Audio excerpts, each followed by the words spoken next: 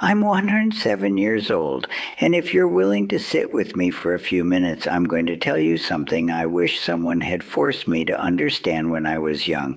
It took me 82 years to truly learn it, not hear it, not nod at it, learn it. I was 25 in 1944. I had bright lipstick, strong hands, and absolutely no patience. I believed life was something you built first and enjoyed later. Later was my favorite word. I'll rest later. I'll travel later. I'll say what I feel later. I'll spend more time with them later. I thought that was responsible. I thought that was adulthood. But I was wrong. I didn't learn the truth when I got married. I didn't learn it when I held my first baby in my arms. I didn't even learn it when I lost my husband at 58 and thought my world had ended. Grief shakes you, but it doesn't always wake you up. No. I learned the real lesson at 82 years old. It was a quiet afternoon. My older sister Evelyn had called me earlier that day. We had grown up sharing a bed during the Depression, shared secrets, shared clothes, shared everything. But that afternoon I was busy cleaning out a closet. I remember looking at the phone and thinking, I'll call her back tonight when I have more time. She died before sunset.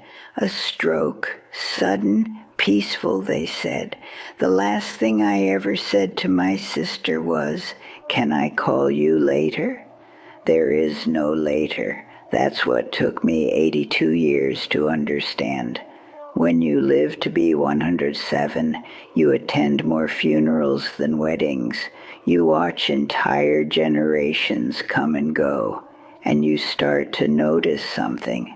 Everyone lives like they are permanent, like their relationships are permanent, like their health is permanent, like their time is renewable. It is not. And the frightening part, nothing dramatic announces its disappearance. The last hug feels like an ordinary hug. The last conversation sounds completely normal. The last time someone laughs in your kitchen doesn't echo differently. Life does not wave a flag and say, "This is the final one." It just moves forward without asking your permission. When I was younger, I was always busy being useful, cooking, cleaning, organizing, planning. I prided myself on being efficient, but efficiency is a poor substitute for presence. My daughter once asked me to sit and watch her practice ballet in the living room. I remember telling her, "In a minute, sweetheart, I need to finish this." I finished many things in my life, but I never finished becoming fully present. Now at 107, I don't remember what I was so busy completing, but I remember her small face looking toward me, waiting. That is how memory works when you are old. It does not replay your productivity. It replays your attention or your absence. Here is the truth, dear one. Life is not stolen from you. You trade it away. You trade it for distractions, for small annoyances, for proving points in arguments that won't matter 5 years from now. You trade it for scrolling, for pride, for being right. You tell yourself you will repair the relationship later. You tell yourself you will slow down later. You tell yourself you will become softer later. But later is a story you tell yourself so you can ignore today. At 82, after my sister passed, something inside me softened. I stopped folding laundry during phone calls. I started sitting down when someone visited instead of fussing around the kitchen. I began holding eye contact longer. I began listening without planning my response. And something miraculous happened.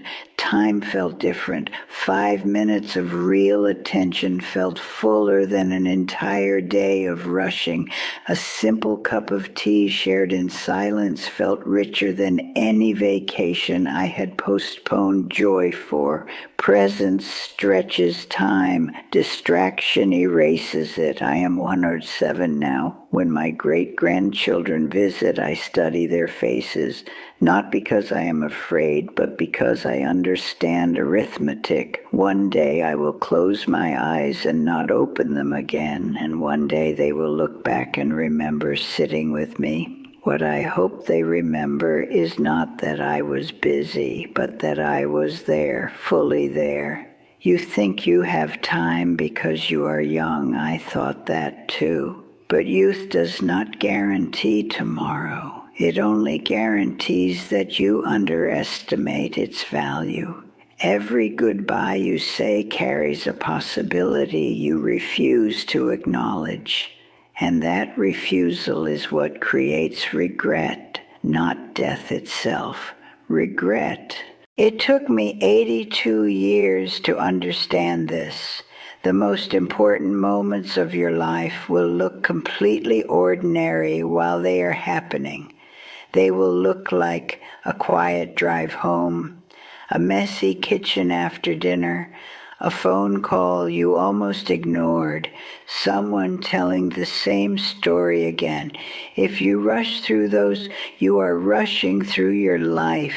If I could place my 107-year-old hands on your face and tell you one thing, it would be this: stop waiting for a crisis to make you pay attention.